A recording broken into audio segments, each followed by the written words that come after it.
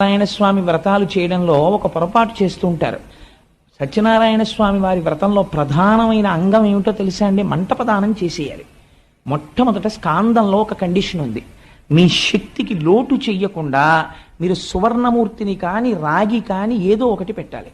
మనం ఎప్పుడు ఏం చేస్తామంటే ఒక కలశ పాత్ర పెట్టి ఒక సత్యనారాయణ స్వామి వారి ఫోటో తీసుకొచ్చి అక్కడ పెట్టి వ్రతం చేసేసి మంటప ప్రదానం చెయ్యమని ఆ బట్ట ఇలా ఎత్తమంటారు. ఆ తువ్వాలు ఎత్తి అందులో ఉన్న బియ్యము చెంబు ఆయనకి ఇచ్చేసి, ఇంకా కొంతమంది అయితే ఇంటికి వచ్చిన వాళ్ళు చూడాలని ఓ వెండి అష్టలక్ష్మి చెంబు పెడతారు.